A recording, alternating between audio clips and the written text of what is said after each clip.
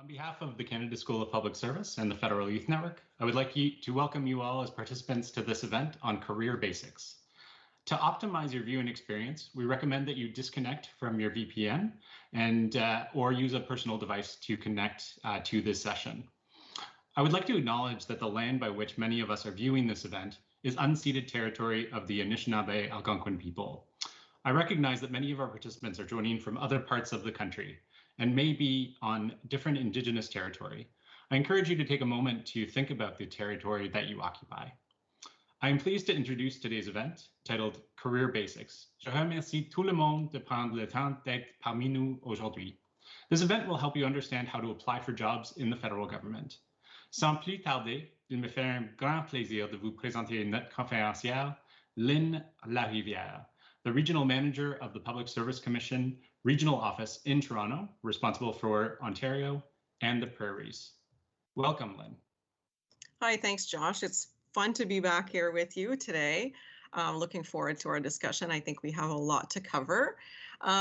Like you said, I'm the regional manager for the Toronto Regional Public Service Commission office. So we have regional offices across the country. I'm responsible for Ontario and the Prairies, so spans over 4 very different provinces. But just a little bit of what the PSC does in our regional offices, like we're responsible for planning, supporting, and operationalizing, with my accent, various public service-wide national recruitment programs within the Government of Canada, as well as conducting extensive outreach to various employment organizations and post-secondary institutions across the country to attract the generations of talent into the public service. There's different ways that government departments can partner with the PSC also, so to leverage our expertise in recruitment and outreach, create targeted inventories to meet future needs, and hire students and graduates from our existing programs to meet immediate needs and learn how to attract and retain diverse talents. So I'll be touching on some of those today so that people can know a little bit more about it. But since we have a lot to cover, maybe we should just keep going. Yeah, absolutely. I think this will be an excellent discussion today. Just to frame sort of the structure of our discussion today. So we're going to start with a couple of introductory questions, and then we'll have some questions broken down by theme. So theme number 1 being before you apply to a job. Theme number 2 being the application process itself and the sort of technical aspects of that. And then to look at after the process. What do you do, once the process is completed as being successful or unsuccessful in terms of getting in or not getting in. And then we'll take some questions from the audience. So we'll break it down by about half the time will be sort of our planned questions of going through, the career basics and how to be successful on application processes. And then about half the time will be question and answers from the audience. On va essayer d'avoir un peu d'anglais et puis français dans chaque réponse.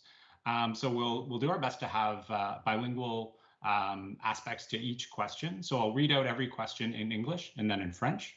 And we'll just let the conversation flow in terms of responding to these questions and sharing our experience and our advice and getting Lynn's expert opinions, of course, on these topics.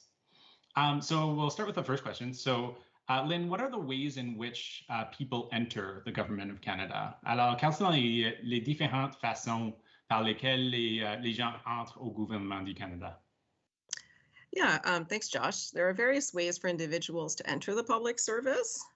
So as some of you, this may apply. I'm giving a few points on which ones may apply to you. So some people enter through the Federal Student Work Experience Program. So that's our student program or through co-op. And then they might have the opportunity to be bridged into a term or indeterminate position.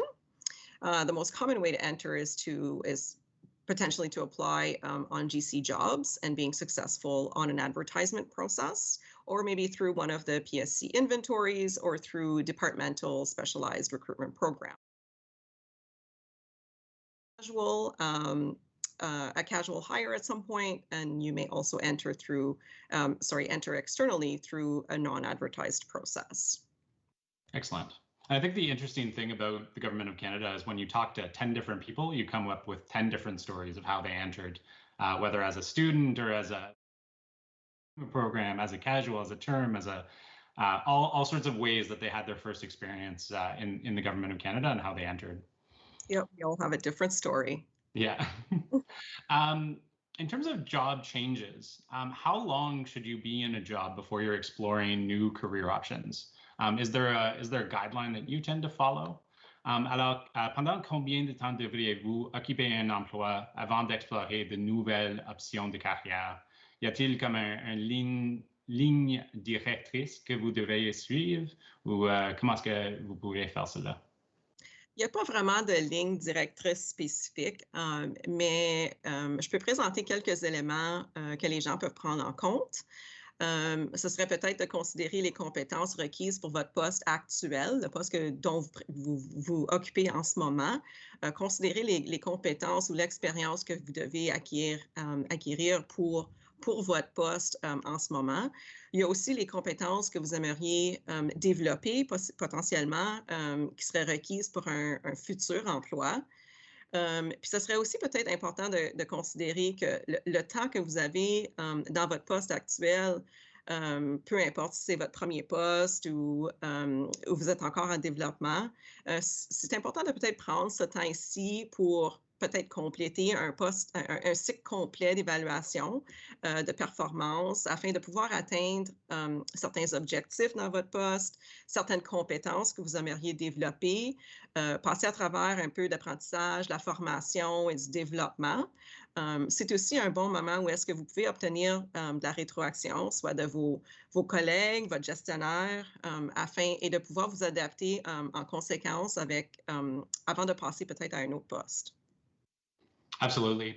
I think the interesting thing in terms of this question is when people sort of develop a reputation for being somebody who moves quickly. So as a hiring manager, I've previously seen resumes where the person's been in the public service for 5 years and they've moved jobs 6 or 8 or 10 times.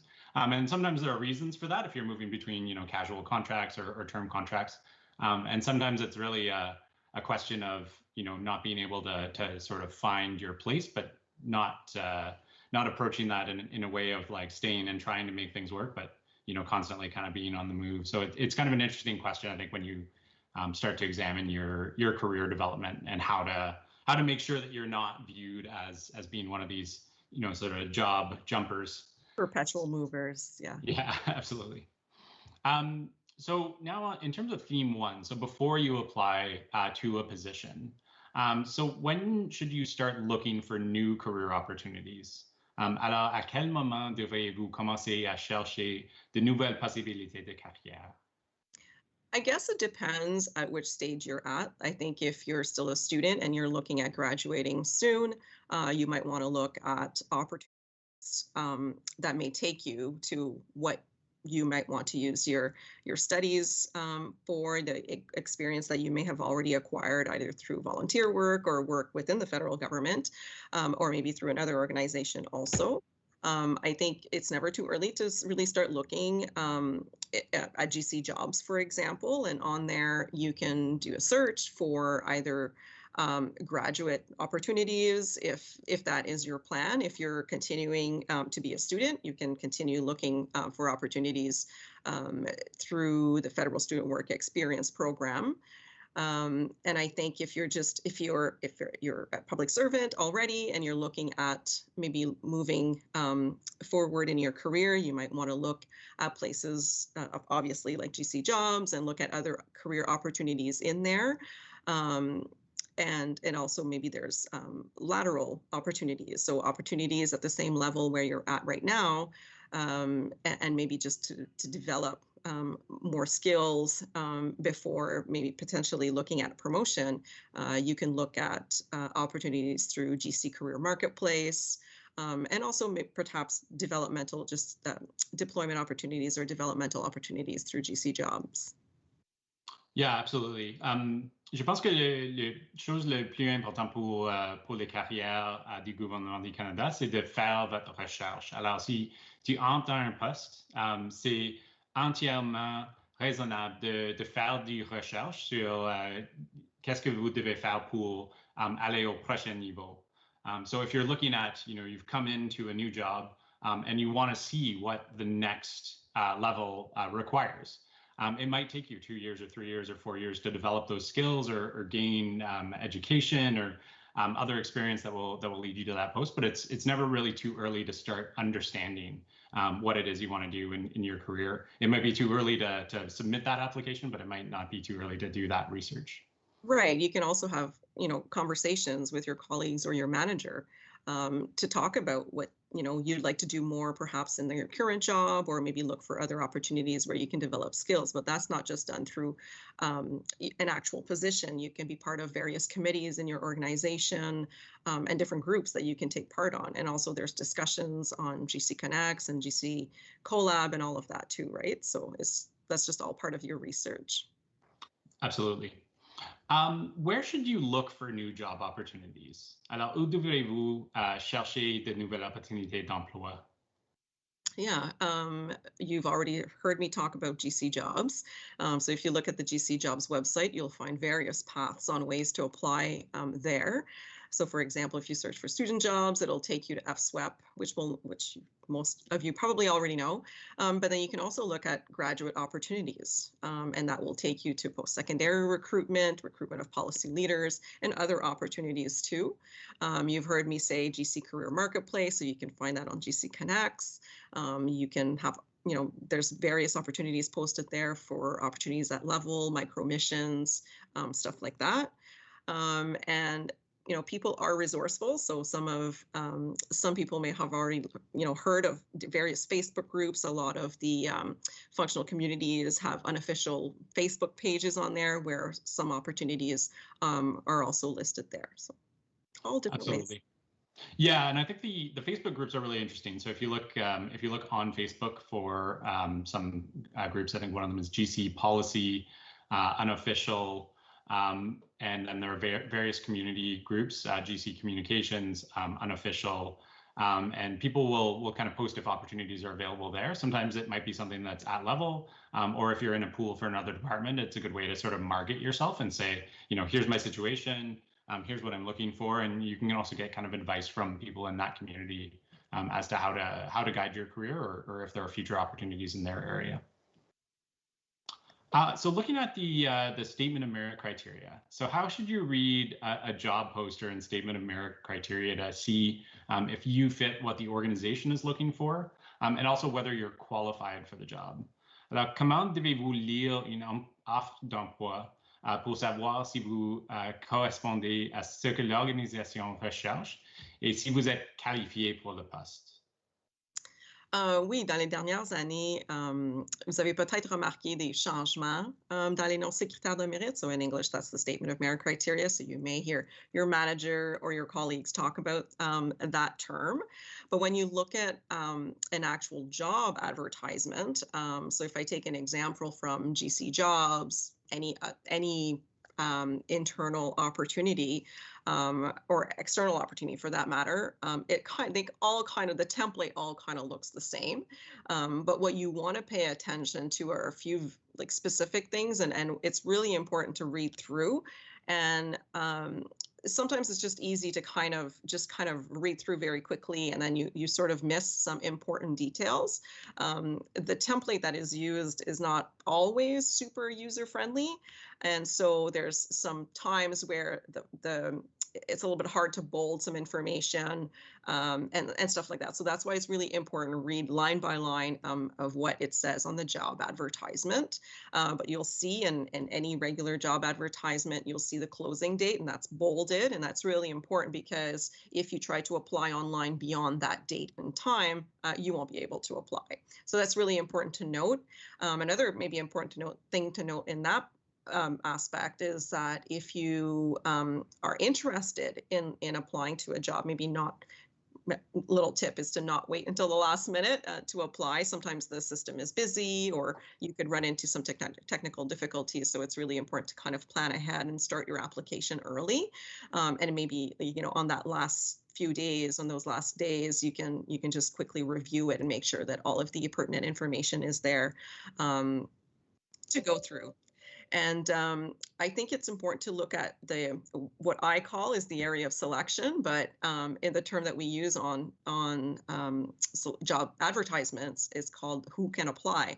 So that gives you a description of the type of person who can apply. So we could be looking for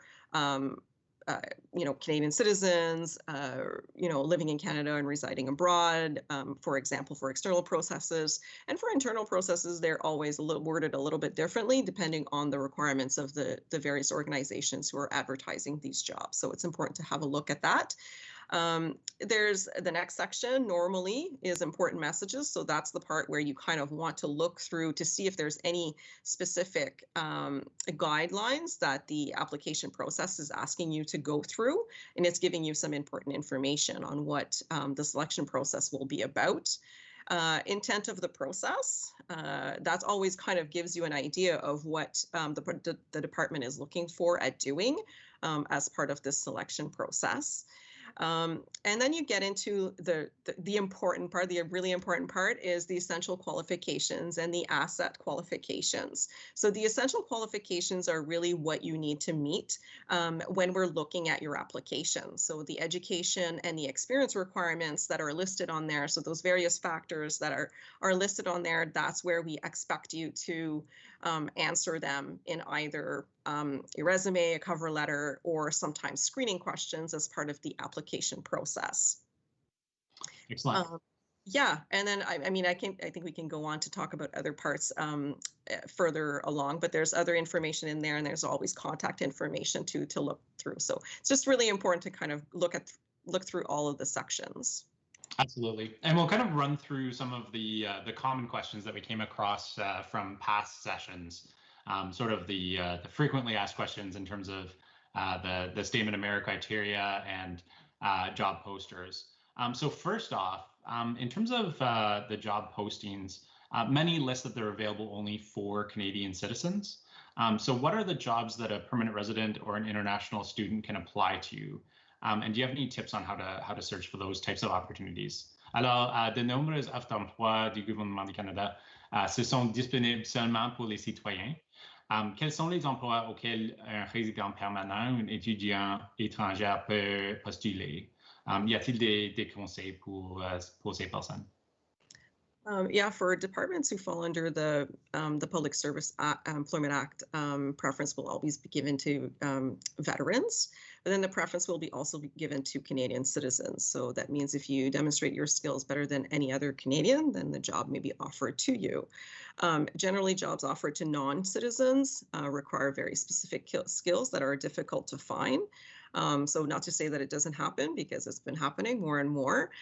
So that's a good thing. It kind of changes the demographic or the look of our public service, but it's normally in situations where the positions are potentially hard to staff. But it doesn't mean that you shouldn't apply.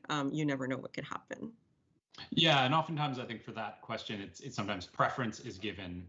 Not a hard, you cannot apply if you're not a Canadian citizen. I would look to separate agencies where sometimes there's a bit more flexibility or specific needs there, such as at Canada Revenue Agency.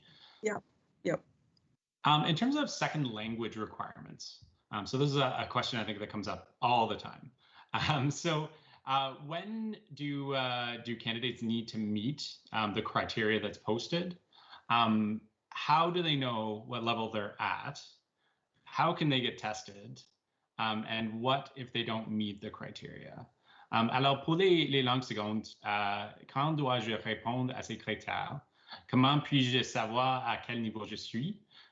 Comment puis-je me faire tester? Et que faire si je ne réponds pas aux critères? Oui, bon, c'est une très bonne question, puis on se le fait toujours demander. Donc, on va prendre peut-être quelques minutes à passer à travers toutes ces questions-là.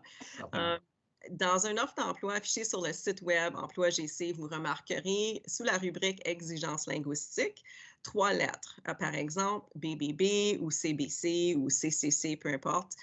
Ces lettres indiquent le niveau minimum que vous devez avoir pour les examens de compréhension de l'écrit, la compréhension, l'expression écrite et les examens oraux. Pas tous les postes requièrent d'être bilingues, par contre. Donc, c'est important de démontrer, de mentionner ça. Les postes qui demandent un certain niveau de bilinguisme nécessiteront que vous utilisiez les deux langues dans le cadre de vos fonctions. Par exemple, si vous offrez du service à la clientèle, le public et vos clients ont le droit d'être servis dans les langues officielles dans la langue officielle de leur choix. Vous devez donc toujours répondre au profil linguistique indiqué sur la fiche. Si l'exigence linguistique énumère plusieurs profils linguistiques, vous devrez satisfaire à au moins l'un d'entre eux. Pour les profils linguistiques bilingues, l'impératif de bilinguisme signifie que vous devrez satisfaire au niveau de bilinguisme au moment de la nomination. Les profils bilingues non impératifs, malgré très rares, signifient que vous devez accepter de suivre une formation linguistique pour satisfaire au profil bilingue dans un certain délai, qui est un délai maximum de 2 ans à l'habitude. Il y a 3 tests pour évaluer vos compétences en langue seconde. Donc, le test de compréhension de l'écrit, comme je viens de mentionner, le test d'expression écrite et le test de compétences orales. Vous pouvez cliquer sur les liens du site web de la Commission de la fonction publique pour obtenir plus amples renseignements sur chacun de ces examens, sur la façon de vous préparer et sur des exemples de questions. Si vous êtes curieux de savoir quel niveau vous pourriez atteindre au test de lecture et d'écriture, vous pouvez faire un test d'auto-évaluation en ligne. Vous aurez 40 questions auxquelles vous devrez répondre en moins de 60 minutes et vous recevrez votre résultat immédiatement. Notez qu'il ne s'agit pas d'un résultat officiel, il s'agit d'un test pratique. Il y a 6 autres vidéos sur le site web de la Commission de la fonction publique qui donnent plus d'informations sur les tests de compétences orales. Vous pouvez également lire des renseignements détaillés sur chaque niveau de profil linguistique requis pour les postes bilingues dans la fonction publique sur le site web. Vous pouvez peut-être penser que vous êtes plus bilingue que vous pensez. Comme j'ai mentionné tantôt, le niveau B, c'est très large. C'est juste un exemple. Vous pourriez peut-être avoir une personne dont le français n'est pas si bon que ça et une autre qui est décidément plus compétente. Les deux pourraient se retrouver avec un niveau B. Si vous craignez que vous n'êtes pas assez bilingue pour l'emploi pour lequel vous postulez, ne vous éliminez pas. La CFP, ou la Commission de la fonction publique, dispose tous les outils nécessaires pour présélectionner les candidats. Vous n'avez qu'à faire le travail, vous n'avez pas à faire le travail à leur place.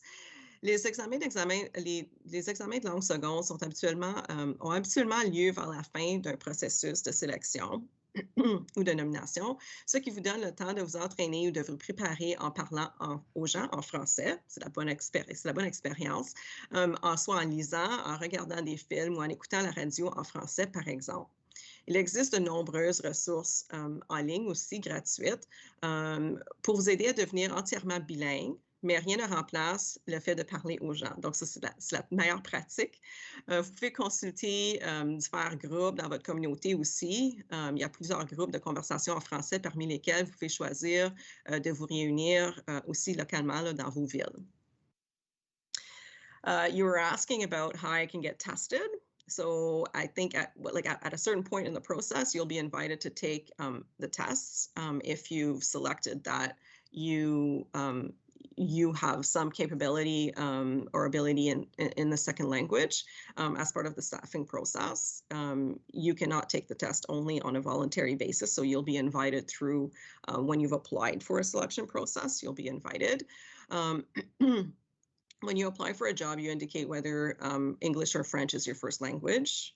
If your first language is neither English nor French or both, choose the one that best suits you, and the other will be considered as your second official language. So sometimes we will ask you if you're not sure. I know that that's what happened to me when I first started in the public service. They didn't believe that my first language was French. Just a little aside. And what if you don't meet? Donc, si vous ne rencontrez pas les exigences linguistiques liées au poste, votre candidature ne sera pas considérée pour les étapes suivantes du processus, malheureusement. Par contre, par exemple, votre entrevue et les tests que vous devez passer, les échanges de courriels et les conversations téléphoniques avec les ressources humaines ou le gestionnaire d'embauche peuvent se faire en français ou en anglais. L'exception, bien sûr, ce sont les tests d'examen de langue seconde. Josh, I'm not sure if I've answered all the questions. Yes, I think that touches on each of those aspects for sure. I think you know my experience is that your first attempt at the language test might be more challenging, especially if you've been out of schooling in French or French language training in a little while. But it's not to say that that won't change. So I think certainly like my first attempt at language testing was a level or two below for each of the competencies than it was on my second attempt. So I think the resources provided by the Public Service Commission in terms of understanding your level, understanding what you need to study are excellent, and really give you a great ability to kind of work on those facets before you enter that exam room or that virtual exam or telephone test, which we're experiencing more these days. Right. Yeah. So in terms of the area of selection, so if I'm working remotely, can I apply to positions anywhere? And if not, what if I'm willing to relocate? How is that sort of addressed? Alors pour les zones de sélection, si je travaille à distance, est-ce que je peux postuler à une poste n'importe où? Est-ce que si je suis prêt à déménager, comment est-ce que je peux mettre cet élément pratique pour mentionner ça à les gestionnaires? It's important that you meet the conditions of the conditions including in the who is eligible. So what I was mentioning earlier on the who can apply, I think it's important to look at that and to see if you're available, or like if you're in that area of selection where the job is going to be. I think right now, what people will notice is that there's, the positions are offered either in Ottawa or regionally, but you can apply no matter where you're located in the country. So it's really important to kind of look at those specifics when you're looking at a job advertisement, whether it be an inventory or like a regular job advertisement on GC Jobs. The who can apply or who is eligible section is always there. And then you need to be available to work in at least one of the cities listed on the job ad, right? And so once you're applying, you'll have a list depending on what the job requirements are and where they are located. You need to be able to work in one of those cities. Yeah, absolutely. Yeah. I think even if you're willing to relocate, maybe just to address the last part of your question, even if you are willing to relocate, but if you do not meet the area of selection, you won't be eligible to apply. So we'll nicely tell you are screened out if you are not located in the city and like as part of the area of selection that you're applying to. Absolutely. And I would say, like, generally in terms of if you are looking to relocate, I would say one of the easier ways to do that is within your own department. If you're looking at sort of an internal selection process, there might be greater flexibility there than if you're applying to something through GC Jobs to a new department and then saying, and I'd like to relocate and move my family across the country at great expense. So certainly within your department, I think sometimes there's a greater emphasis on allowing that if it's something where you're moving to a higher level position or moving into a more senior position to be able to provide that kind of flexibility. Right. Certainly, I think we're seeing greater flexibility in job postings over the last month or two, as we're seeing some postings that are saying you can apply from anywhere in Canada. I saw one that said you can apply from anywhere in Canada or abroad. You can be a citizen or not. You can work as long as you're available for the hours of work that are required. You can be anywhere, and it doesn't matter. And I think we're going to see more of that over time. But certainly, I think we're in this sort of gray zone right now where it's unclear if some departments are going to sort of be taking that approach and treating Canada as one giant area of selection, or still limiting to the town where they're headquartered or where that operation is based. Right. That's the hope anyway. Yeah, absolutely. In terms of education, so what if I'm still studying when I see a job poster? So if I see it requires an undergrad degree and I'm just finishing my studies, how do I address that? Alors, dans les équivalences des études, qu'est-ce que je peux faire pour si je suis encore aux études, si je finis mon baccalauréat? Yeah, normally, sorry, I'm muting the rest of the stuff here. Normally, if you're still studying and you haven't obtained your diploma yet, I mean, like I said, when you're reading the job advertisement, that will tell you the education requirements that are required for the job.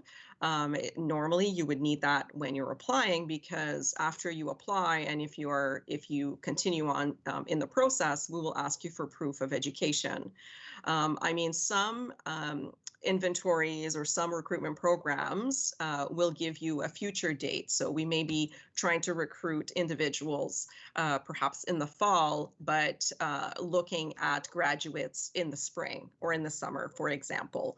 So it's really important to look at that section also if you're still studying and looking at applying to an opportunity that you would really like.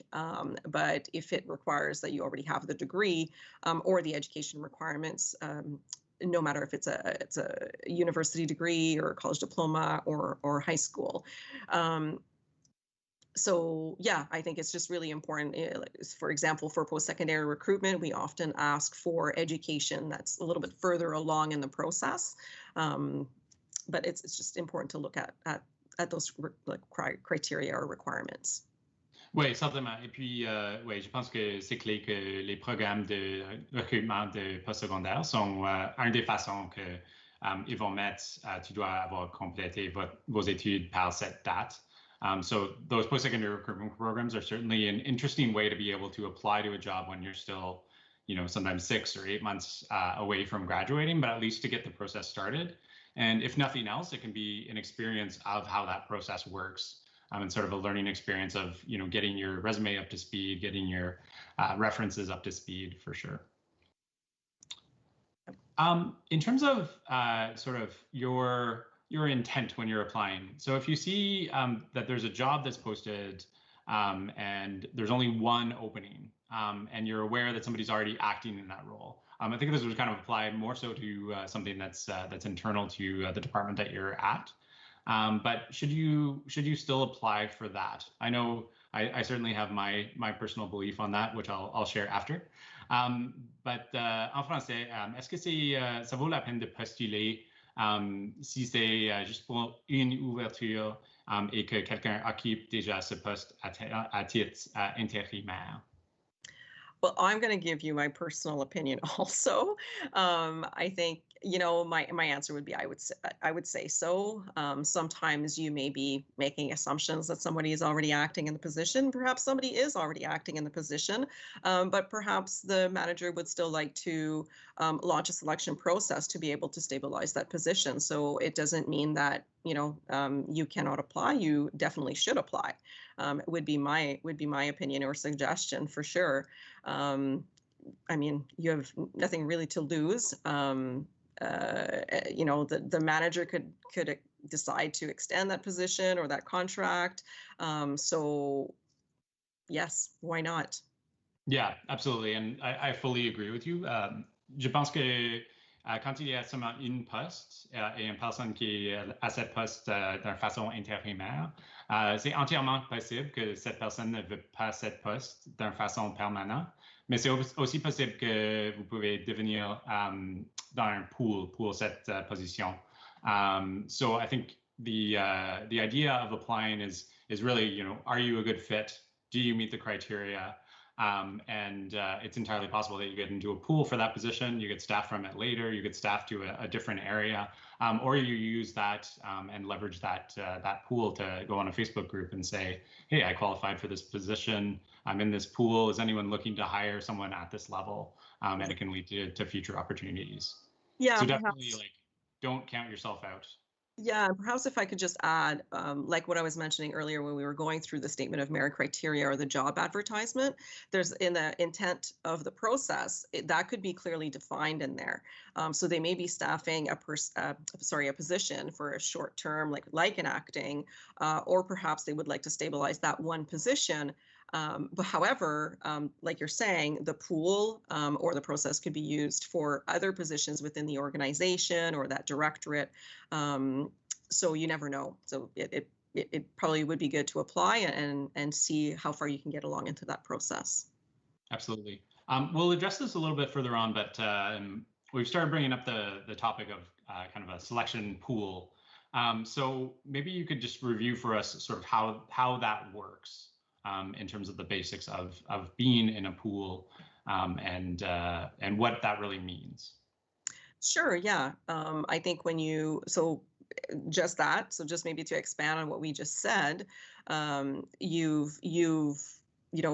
selected for you passed all of the stages of the selection process. You went through, written exams, for example, an interview, reference check, and then the department tells you that you've qualified. However, that you may not be the chosen person at this time, or perhaps they decided not to appoint anybody at this time. But the pool is active, and they will be looking at it in the future, or perhaps it could be available to other departments to make appointments from.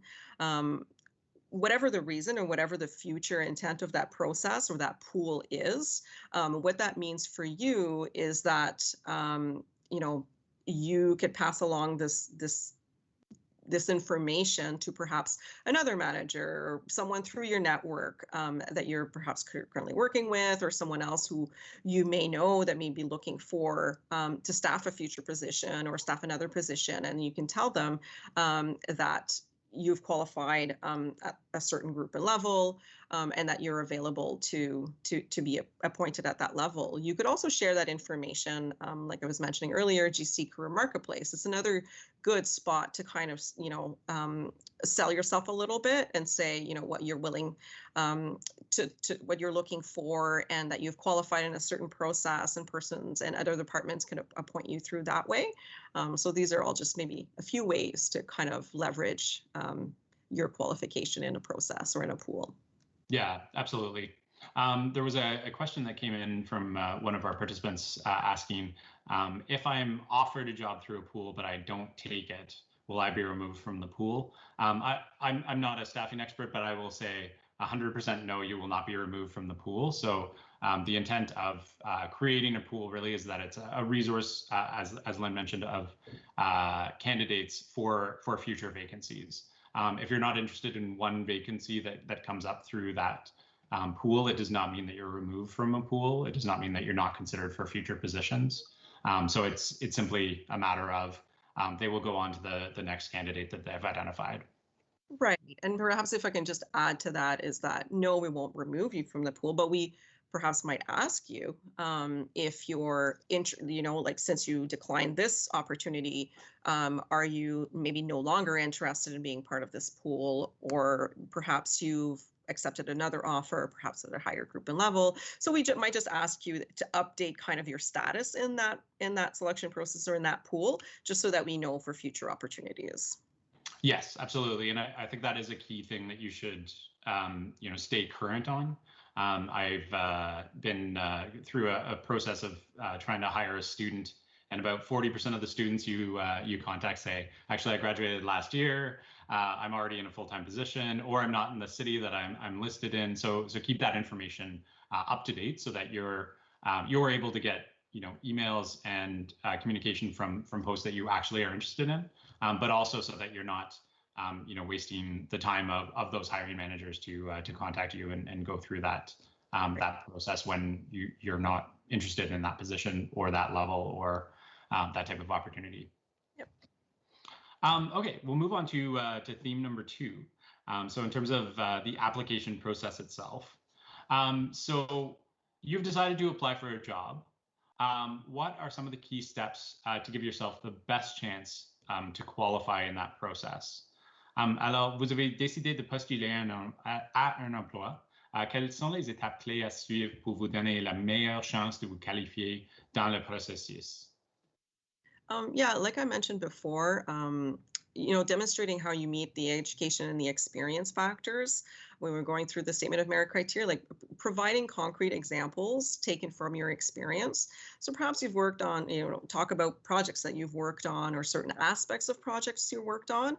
Recently, a former colleague of mine asked me what she should put in terms of how she met a certain criteria when we worked together. And I said, maybe perhaps link it to the departmental or the governmental priorities at the time and say the aspects of the projects that you were working on, how it met that, or how that work contributed to those priorities or those requirements that your department was expecting to deliver on. So just kind of that kind of stuff. And it's what I was mentioning in the statement of merit criteria too. There's potentially a paragraph there of how the department is looking at screening applications. So it might tell you, give us a concrete example of how you meet each of the either both essential and asset criteria.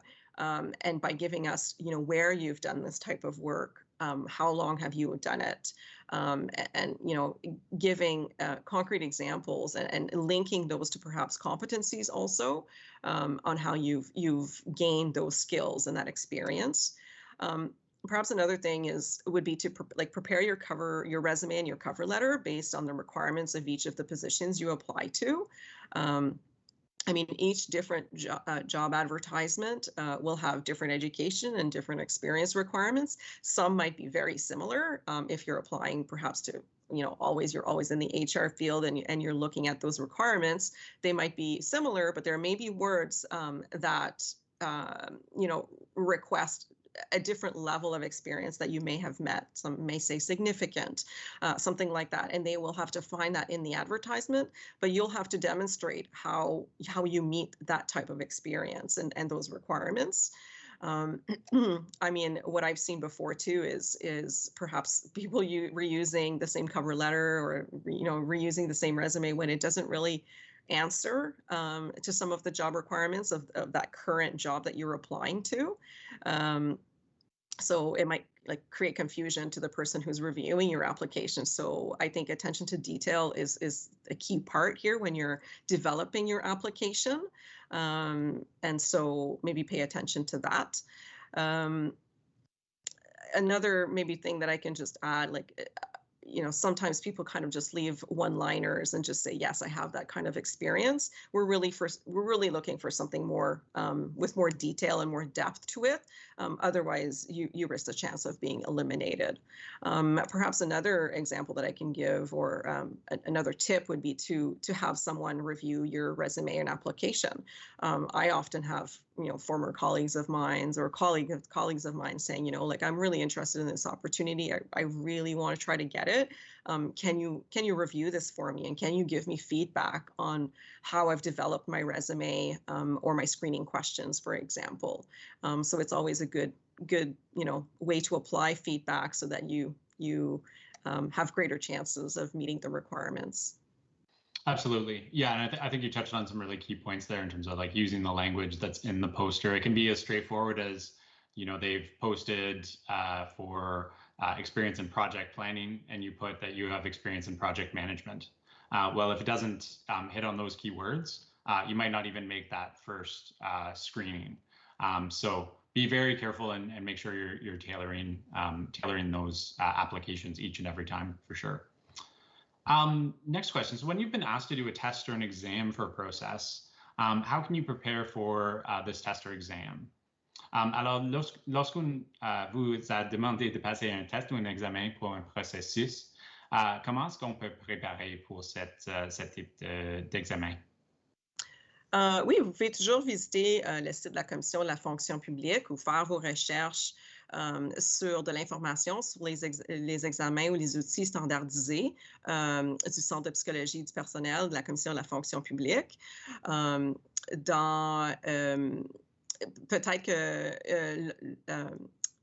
l'annonce d'emploi va peut-être mentionner qu'ils vont utiliser certains outils d'évaluation, peut-être par exemple un examen de la Commission de la fonction publique standardisé. Donc, ce serait peut-être une bonne façon de peut-être faire des recherches sur ces genres ou ces types d'examens-là.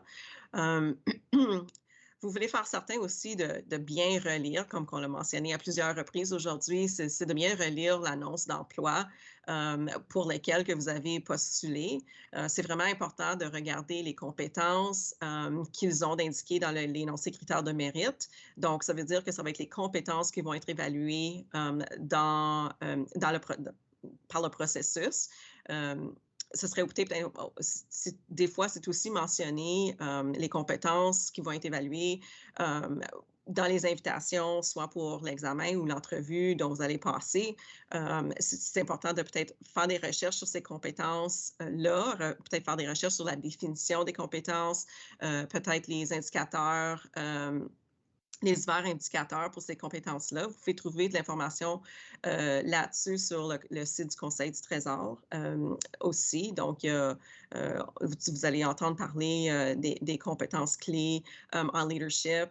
C'est peut-être l'ancien terme, mais en tout cas, vous pouvez quand même trouver l'information là-dessus sur le site du Conseil du Trésor. Puis aussi, il y a diverses définitions. Peut-être votre ministère a même un dictionnaire de définition des compétences que vous avez dans votre ministère. Donc, c'est juste vraiment important de faire les recherches.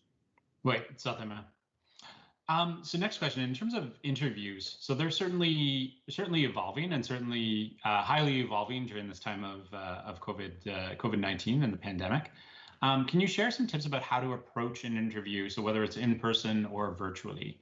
Alors, les entrevues, ça évolue certainement avec le temps, mais certainement pendant la pandémie. Pouvez-vous nous donner quelques conseils sur la façon d'aborder une entrevue, que ce soit en personne ou que ce soit virtuel? Yeah, it's a bit like I mentioned before, though. I think preparing either way, whether it's virtual or in person, and although, however, today it's more virtual than in person, but I guess it just depends on where you are in the country. But you prepare by looking at the statement of merit criteria and thinking of examples of how you've demonstrated these competencies in your work or volunteer experience in the past or in your current job. I think preparing examples before you get to the interview is really important. You never know what kind of question you'll be asked, but they'll be linked to competencies, and you'll probably be made aware of which ones those will be. So you might want to prepare yourself with examples linked to those competencies.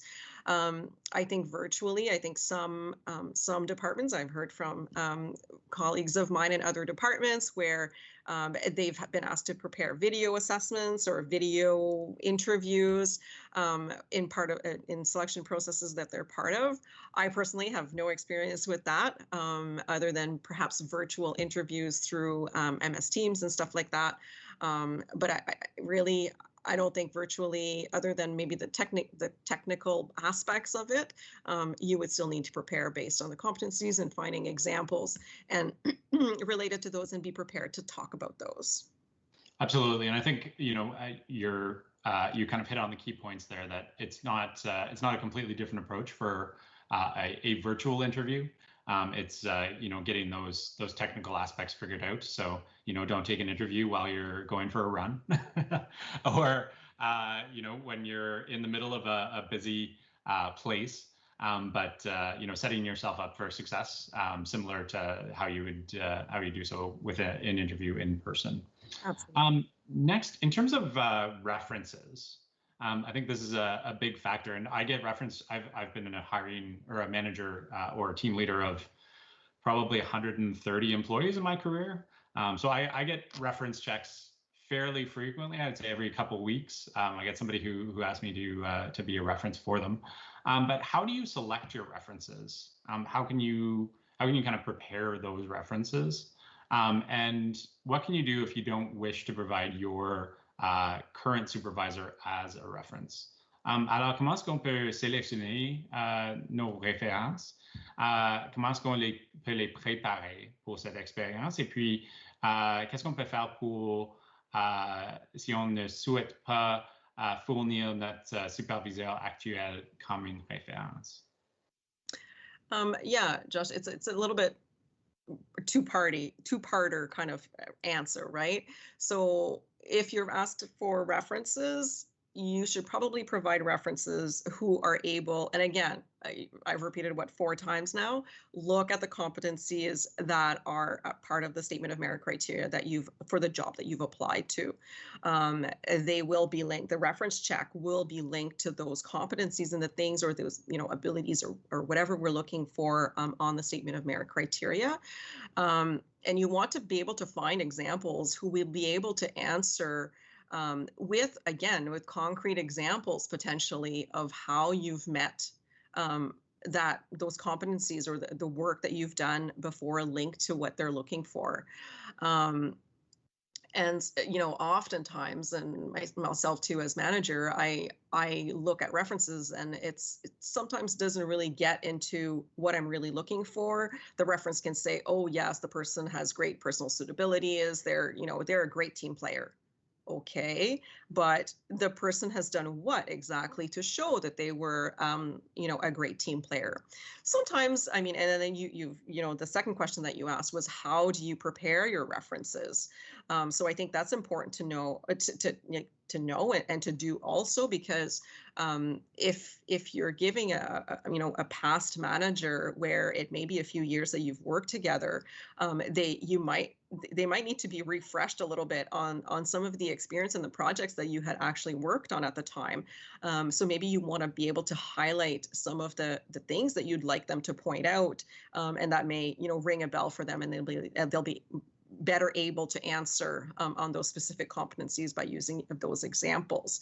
And you probably want to provide to your references some information on the job that you've applied to, where it is, what will it be doing, and stuff like that, so that they can use perhaps some of the knowledge that they have of you and when they worked with you to be able to submit that in the reference check also.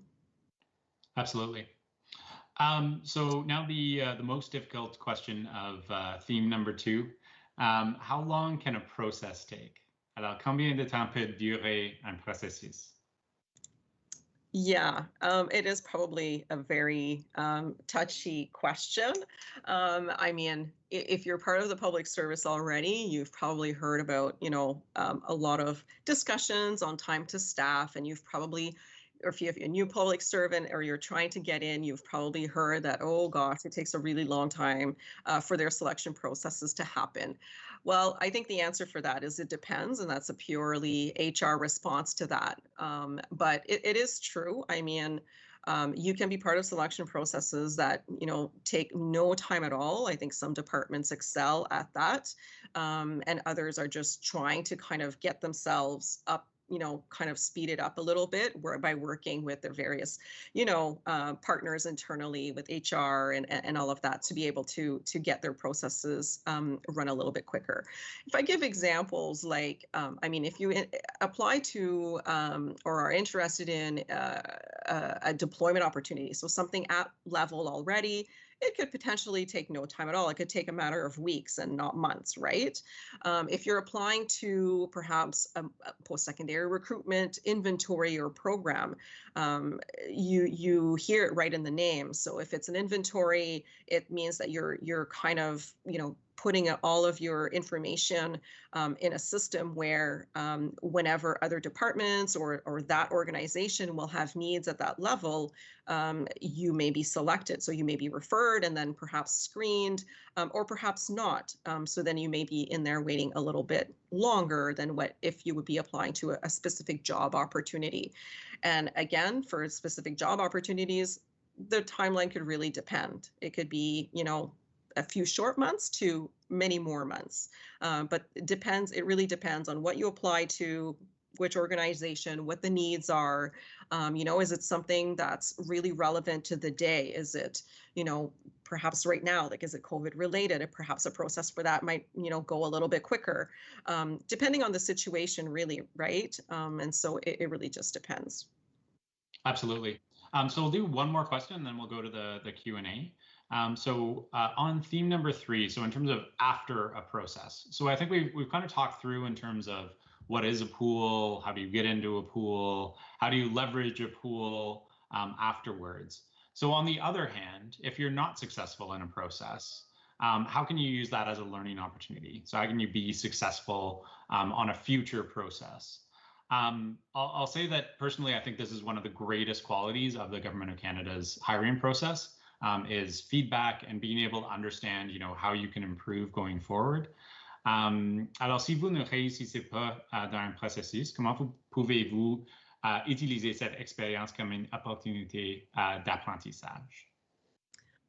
Right, so you've hit it in between there. I think if you've applied to an internal process, you have right to informal discussion, and with that informal discussion, you take that time to look at or to discuss with the hiring manager, perhaps, maybe the missing information. I know in my case, I try to ask for informal discussion as often as I can in a selection process. And I try to use kind of the nitty gritty that I may have forgotten to say. Maybe I've repeated something, but then omitted something else that was really valuable for the manager to hear. So then next time I can make a note of that and try not to forget that in the example that I would have prepared for. In terms of external processes, you could request feedback. Departments are not obligated to provide feedback in external processes, but oftentimes they might even offer it. But if they don't, you can ask. It might not be, the feedback may not be in as much detail as informal discussion, but you could still get maybe some valuable feedback on what to do next time.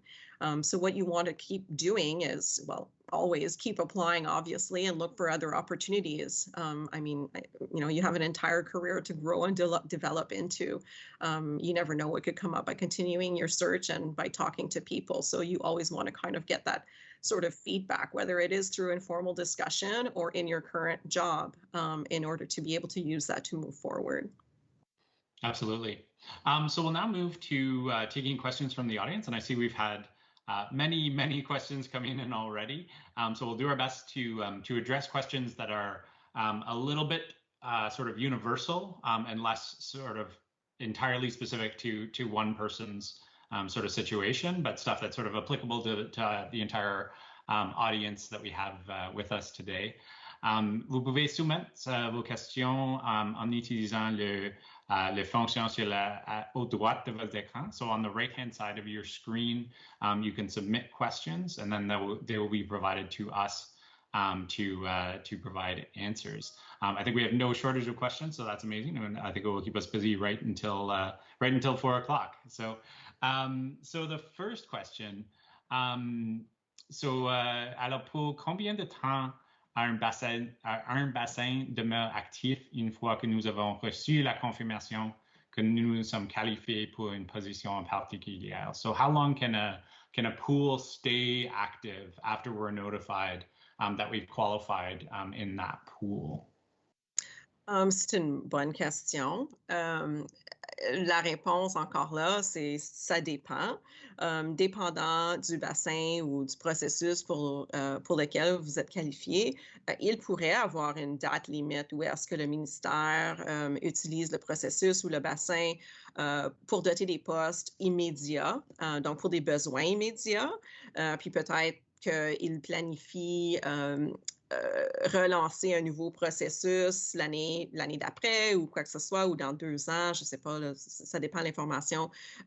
Des fois aussi, comme on le mentionnait tantôt, c'est dans l'intention du poste aussi, donc dans la planification du processus, les ministères ou le gestionnaire auraient probablement déjà fait cette décision-là. Donc, tu pourrais peut-être trouver cette information-là sur l'annonce d'emploi aussi. Pour de ce qui en est de peut-être des inventaires ou des répertoires, des différents bassins plus génériques, peut-être qu'il n'y a pas de date limite. Puis c'est vraiment afin de voir combien de personnes sont nommées, c'est quoi les besoins. Si c'est un bassin national, peut-être que c'est les besoins dépendants. Peut-être qu'il pourrait avoir des besoins pour plusieurs années. Sinon, c'est peut-être toujours de regarder c'est pour ça que c'est important de garder votre information à jour si vous faites partie d'un bassin aussi. Puis aussi de continuer à regarder les possibilités d'emploi afin de voir si jamais un nouveau processus est lancé pour le même genre de poste ou quoi que ce soit. Absolutely. And I think, you hit the nail on the head that it entirely depends. I think the longest I've been in a pool is 4.5 years. And that was for a department where there tended to be staffing needs at the manager level frequently because they weren't able to staff a lot of positions indeterminately. So they would end up sort of extending the pool because they were still getting candidates from that pool. So it really depends in terms of the pool you're in, but part of that is staying up to date in terms of your information. So if they contact you and say, "Are you still interested in being a part of this pool?" You need to respond, and they'll provide you generally with a date to respond. Otherwise, you can be removed from a pool if they're looking to extend it. But certainly key to kind of stay on top of the pools that you're in. I personally keep a spreadsheet of what have I applied to. Where am I in that process? Am I in the pool? What's the pool number? What's the last status update on that? Just to stay, if you're applying to 8 or 10 or 20 positions, to kind of stay on top of that information. Absolutely. Yep. Great. Next question. So how long should your resume be? And how far back should the experience go? This might be another.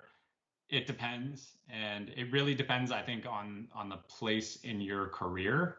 I've seen students who had 6-page resumes, and I've seen people with 20 years of experience who had a page and a half. And sometimes neither of them was better than the other in terms of that format. But what are your thoughts, Lynn? Alors, quelle longueur de résumé est trop et quelle longueur est trop court? Je pense que je peux peut-être donner un exemple personnel, and then I can go into perhaps more of the actual answer. Last few years, I had a colleague of mine review my resume. She wanted an example of a resume. And I've been around for 20 years. And I said, well, I'm probably not the best person to show my resume because I have a lot of stuff in there. And it's probably too long, but no one has told me that it's too long before. So I keep using that. When she looked at it, she was like, what are you doing? Why is your resume 5 pages? You need to bring this down. And so then I brought it down to like 3 pages. And I really took out old stuff, even if it was relevant. I like keep the last 10 years or perhaps important projects that you worked on. If you don't want to kind of let them go, if they're beyond perhaps, 5 to 10 years or 6 to 10 years. I mean, I don't like saying this, but a part of it is maybe use your judgment. Consider the job that you're applying to and kind of look at to see what they're looking for. And if you do have older experience where you think it would be valuable, then say that and put that in there. But if you think that it's, more of a current kind of job and they're looking for, more recent stuff, then perhaps put some of your more recent experience on there. And the skills that you've acquired or perhaps training that you've taken and how it applies to that. So it's not really the length, I would say. It's probably more the breadth and the depth of the experience that you're trying to demonstrate for that certain job that you're applying to. Absolutely, and I think this kind of speaks to that aspect of tailoring what you're doing. So if you have a job on your resume from 10 years ago that doesn't apply at all to the position you're applying for today, then maybe all you need is a job title and the dates that you were in that position rather than 2 paragraphs talking about that. I've seen some where people went back to what they did when they were in elementary school, and then that's probably too far back. Like I delivered the newspaper when I was 10 years old. It involved entrepreneurial skills and managing accounts and all sorts of interesting information. But many years later, it probably doesn't apply to a job that I would apply for today in my career. So definitely think of like, how does this information apply to the job that you're applying for right now? Next question. So involving pools. So Where can we see if we're in active pools? This one is definitely a challenging one because it's really up to you to manage this as a candidate. But do you have any suggestions in terms of managing that? No, it's perhaps like what we mentioned before, like it's important to keep on top of. I mean, if you've applied through GC Jobs, then it's going to be in your GC Jobs profile, in your account in there, and you'll be able to refer to it that way. And also, like if you are qualified, you would have received an email. So it's probably important to store that somewhere where you can have quick access to it and kind of remember the dates. Let's say if there is a validity date to the pool that you're qualified in, or if you'd like to leverage it for another opportunity with another organization, perhaps, then you might want to keep that in your back pocket. So save it somewhere where it's easily accessible and not kind of lost in your emails. That's what I would add. Yeah, absolutely. In terms of demonstrating skills, so can I use skills and experience from jobs outside of the Government of Canada towards a Government of Canada process? And how can I demonstrate this? So, est-ce que je peux utiliser l'expérience dehors du gouvernement du Canada pour un emploi dans le gouvernement du Canada? Et comment est-ce qu'on peut utiliser ce type d'expérience pour démontrer qu'on a l'expérience qu'il veut dans un poste? Oui, absolument. Vous pouvez démontrer ou décrire votre expérience que vous avez acquis à l'extérieur de la fonction publique, soit dans vos intérêts personnels, soit à travers du travail bénévolat que vous avez fait. Je pense que ça aussi, c'est important. Peut-être plutôt au début de votre carrière, c'est peut-être plus facile ou peut-être une bonne façon de démontrer que vous avez les compétences dont un employeur rechercherait. Puis je pense que l'expérience, peu importe où vous l'avez acquérie, c'est important de pouvoir faire les liens avec les compétences dont le gestionnaire recherche ou le poste dont vous postulez recherche. C'est important de vraiment regarder le genre d'expérience qu'il est recherché, puis les compétences qu'il recherche. Puis vous pouvez toujours faire les liens avec votre expérience de cette façon-là. Certainement. Next question, in terms of students in the Government of Canada. So if your job title is simply student, what is the best approach to describe your experience or how to best sort of approach that in terms of your resume? I'll start off by saying that if your job title is student, then your manager may have some work to do to perhaps clarify exactly what your role is and what kind of team you're working in. I think there's always flexibility to, say you're a junior, policy advisor, junior policy officer, describe really your position within that. Mais pour ceux qui sont des étudiants dans le gouvernement du Canada et ont seulement leur titre comme étudiant, comment est-ce qu'ils peuvent comme décrire cette expérience ou travailler avec ce type de problème dans les fonctions publiques? I have nothing to add. I was thinking the exact same thing you were, Josh. I was thinking, oh, the manager needs to talk to their classification colleague. However, I think, I think you can probably link your student job to whatever you're doing, and you can probably ask advice to perhaps more senior colleagues that you're working with or your manager and say, like my job title says student on my letter of offer, but what can I link it to? And they perhaps would have a suggestion on the type of project that you're working on. So you can, possibly just write student and then write the actual project. Or the program that you're working in, depending on the organization, it could perhaps be a program. So you might want to include that as the title instead. Yeah, absolutely. And then I think describing your experience and being able to sort of parcel out what exactly you worked on as an individual, as well as sort of understanding the role of the team, but being able to really say like I did and accomplished this in this role for this period of time. Is definitely key for students who are trying to sort of apply that experience to a future process. Next question, in terms of competencies. So the question was that I recently partook in an interview that dealt with assessing effective communication. How does the employer assess this competency? Alors, la question, c'était que la personne a fait une entrevue de la communication effective. C'était la compétence qu'il voulait évaluer. Et puis, comment est-ce que l'employeur peut évaluer cette compétence?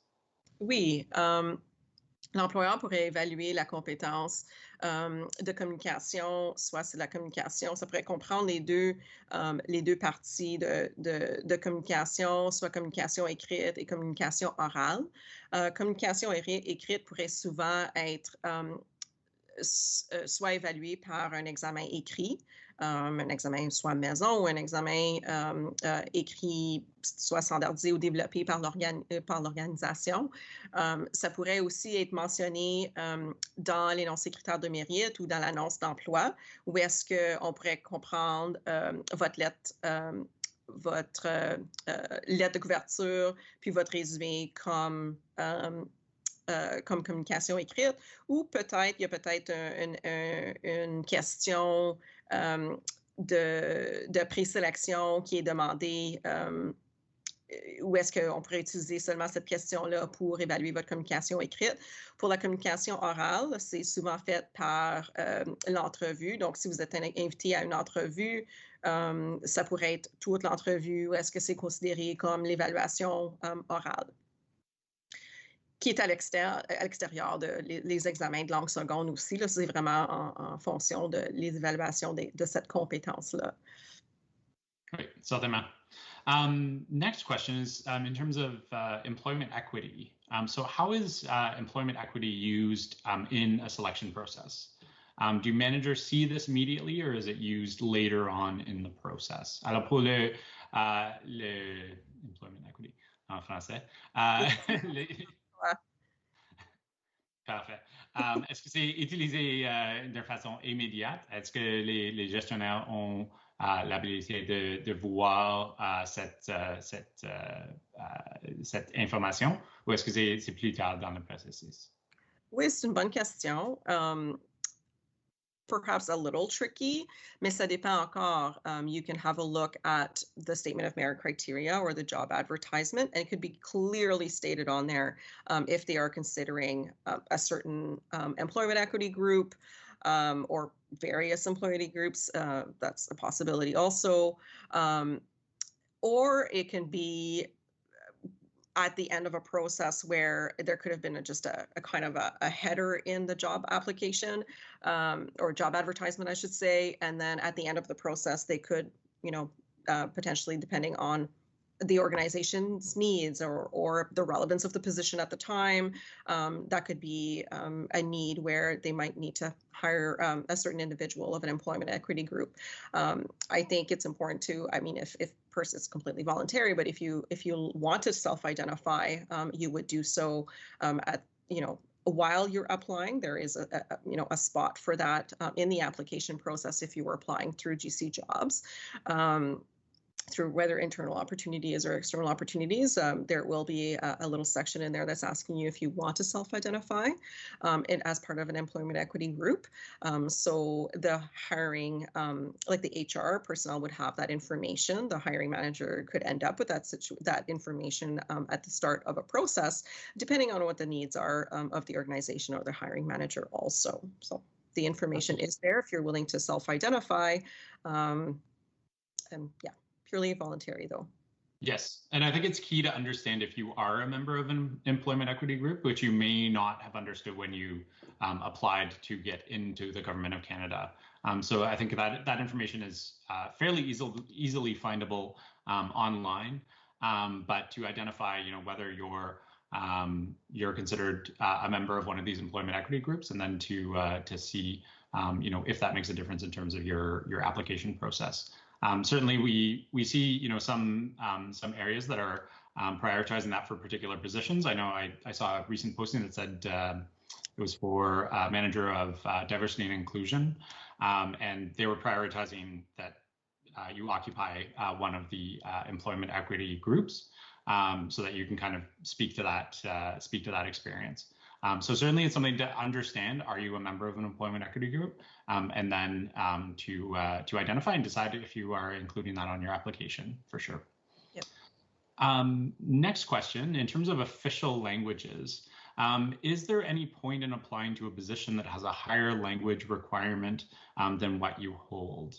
And can we share some recommended resources to study for second language evaluation tests or improve your second language evaluation score? Alors, en français, est-ce qu'il y a un point de postuler pour un emploi qui a un niveau supérieur de langue seconde que le niveau que vous avez? Et puis, est-ce qu'il y a des ressources ou recommandations pour improver votre langue seconde? Oui, mais c'est comme je l'ai mentionné tantôt, c'est oui, absolument. Postulez quand même si vous avez probablement déjà une base, soit du français ou de l'anglais, peu importe. Si tu as déjà une base de la deuxième langue officielle, oui, appliquez.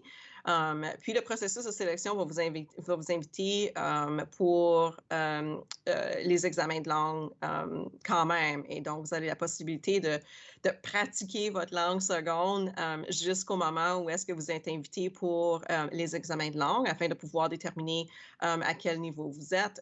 Puis c'est vraiment difficile de pouvoir même s'il y a des outils d'auto-évaluation et des examens pratiques afin de pouvoir voir à quel niveau on est, postuler et ensuite vous allez être invité aux examens afin de pouvoir voir c'est quoi votre niveau en fonction de ce poste-là ou de ce processus de sélection-là spécifique. Absolutely. And I think my only advice to contribute there is that make sure you're not kind of wasting your own time applying for something that you're fully unqualified for. So if you have a beginner level of French and you're trying to improve and you see a position that posts and says, CBC or, advanced in reading, advanced in oral proficiency, and intermediate in writing, there's not really a point in you applying for that position because you're too far away from meeting that criteria. And chances are you're not going to have a day where you channel your inner sort of goodwill hunting and, become proficient at that language to a much greater degree than you were the day before.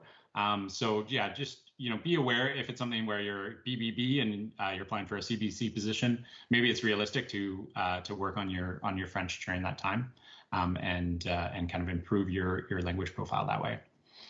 Next, we have a sort of long question. So, Lynn, I'm hoping you see this in the chat as well. I recently had an interview for a better position. And just to clarify, I don't think there are better positions. I think there are better fits. But a better position at another department, which is a non-advertised. I followed up a week later and they said they still had not contacted my references, but intended to do so soon. How long should I wait before following up a second time? Or should I even follow up again? I know these things can take time in government, but I want to show that I'm still very interested and eager. Alors, les questions, c'était par rapport à une poste particulière, et puis le personne veut savoir comme est-ce qu'il peut comme contacter le gestionnaire? Est-ce qu'il peut avoir un peu plus de contact pour démontrer qu'ils sont intéressés? Ou est-ce qu'il y a comme des règlements ou des conseils par rapport à cela? I think my answer to that would be, I think if you have already interviewed and they are interested in you, I think it's just a matter of time. I think they will get to it. I think there's, I recently explained this to a friend of mine too. It's just, I don't want to say the time that it takes, but there are various things that are happening internally in departments. It could be, just resource-wise, it could be a person might be sick and we don't have another person who's contacting the references. It could be for financial reasons. There could be multiple reasons why we haven't continued on.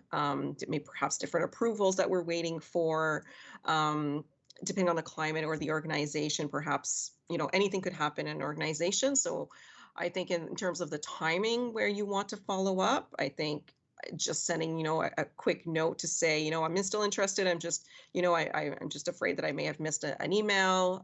Just, seeking, continuing to seek my interest in this, and please contact me, and make sure that your contact information is up to date also, is really important. I think it's really all I could say for that. Yeah, absolutely. And I would just add that if you are, sending a follow-up email, maybe just ask a more general question of like, is there sort of a timeline in mind? Because I think with especially during the pandemic time, I think it's been a challenge for a lot of departments to try to adapt some of their HR processes where they're used to, being able to sign physical documents. They're used to being able to submit things in a particular way, and switching a lot of those things to be virtual has been a challenge for human resource professionals. So just to get an idea of the timeline, and ensure that they still know that you're interested. I've certainly had processes back before I entered the public service where I followed up, and they would say, oh, actually we now have a staffing freeze, and we'll let you know in a few months, sort of thing. So but it's good to be aware of where you're at in that process. Are you on the verge of being hired? And with absolutely no offense to any hiring manager, but until you have a signed letter of offer, assume that it has not happened. So it's okay to keep your options open until you have that signed letter of offer, because certainly the departments, the next response might be, actually we don't have the funding, or we're pushing back to staffing by 3 or 6 months. So your loyalty can be to the government of Canada as a whole, but it doesn't have to be to this particular area that may or may not hire you in the future. Absolutely. Yeah, I was about to add that too. And also, yeah, keep your options open, look at other opportunities. I mean, if you're happy in your job, you continue focusing on that while, looking at other opportunities and continue developing the skills that you need. Perhaps there's even other opportunities internally, like I mentioned earlier, either through committees or through other work that you can take on to do in the meantime, and look at other opportunities. Don't close any doors until you have a letter of offer. Yeah, absolutely. So we have about 5 more minutes, so we'll address a couple final questions, and then wrap up the session. So first, in terms of interviews, so we've kind of gone through this in terms of how government interviews work. But are there any sort of specific tips that you would have, Lynn, in terms of boards taking notes? Are questions provided in advance? How do you sort of I think maybe how do you sort of navigate figuring out what an interview is going to be like in some ways? I think that's a really good question, and something that we probably could have addressed in some of our questions earlier. I think, again, look at the invitation that you may have received. If the selection process is we're really well planned, that information will probably be in the job advertisement. It'll probably tell you what the interview will look like, if there will be a written exam or a standardized test before an interview or after, and if it will go to reference checks. Perhaps there'll be kind of maybe a candidate assessment, different kind of format. So if the process is well planned, you may find out that way. Or through the invitation that you may receive. So yes, board members will be taking notes if you are at an interview, whether it's virtually or in person. We'll be taking a lot of notes. We try to jot down as verbatim as possible the answers that you provide to the questions. Much of the time, you will be given questions in advance to be able to prepare. That could be beforehand, before the interview, could be days, or it could be the morning of, or 30 minutes before. So the invitation will say that for whatever you're going through, whether it's an interview or a test. So that information should be in there. If it's not clear, you can always contact the person who's sending you the invitation, obviously, to make it clear so that you understand. And yes, I mean, if there's presentations, or if it's like a simulation process, it should be stated in either the advertisement or the invitation. Absolutely. So now our final question. So in addition to fixed staffing processes, what initiatives and streams exist to accelerate career growth for non-EX staff? Alors, quels sont les processus, les initiatives pour accélérer les carrières pour ceux qui ne sont pas des EX? Alors, pour ceux à les niveaux comme gestionnaire ou plus bas des fonctionnaires dans le gouvernement du Canada? I'm not sure I fully understand what the question is. Okay. So they're asking about in addition to fixed staffing processes, what kinds of initiatives and streams exist? So kind of like programs, like I'm not really clear on what they're Yeah, asking. and actually, maybe I can kind of take this one. So from the learning side, so I think they're kind of saying outside of GC jobs, what are the other ways to kind of develop and build your career? And fortunately, that's what our network does for a living. So happy to address this one. But I will mention that certainly the Federal Youth Network has a lot of programming geared towards non-EX staff and really specifically geared towards non-managerial level staff to develop your career, develop your network, develop your brand, your reputation, and build your career for the long term in the government of Canada. We will be launching very shortly Career Bootcamp 2021, which will be entirely virtual this year due to the pandemic. And our first session for that is online for January 11th, which will be kind of an orientation to Career Bootcamp 2021 and how that will work in terms of building your programming towards your particular career goals going forward. Certainly, I think there are a host of other programs in the government of Canada as well to build your career. One of those is the free agent program, in which you can build kind of a non-traditional career in the government of Canada. Various development programs like the cross-functional network that's done by the policy community, if that's something you're interested in. And really, there are a whole host of resources and tools to help you develop your career in the government of Canada. We have many of those tools available on our wiki site, which we'll provide a link to in the follow-up email to all of our learners. But certainly there's no shortage of places to find information about your Government of Canada career. I think our session today highlighted kind of the basics of that, like how to go through a process, how to figure out how an interview will work, how to figure out if you're qualified for a position. Yeah, there are definitely many resources that you can access going forward. So I see we're at 4 minutes until 4 p.m. Eastern.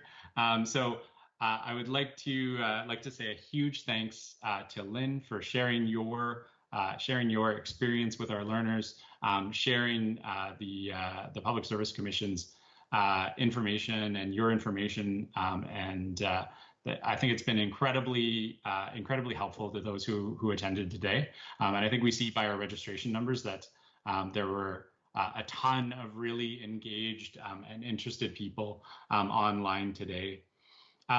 So on behalf of the Federal Youth Network and the Canada School of Public Service, I would like to thank you very much for your contributions today. Alors, je tiens également à remercier Lynn et puis à remercier tous nos participants virtuels pour leur présence et leur contribution à l'événement aujourd'hui. So a huge thanks, Lynn, to you. Thank you. Oh, these events are so much fun. I love these. I love doing these.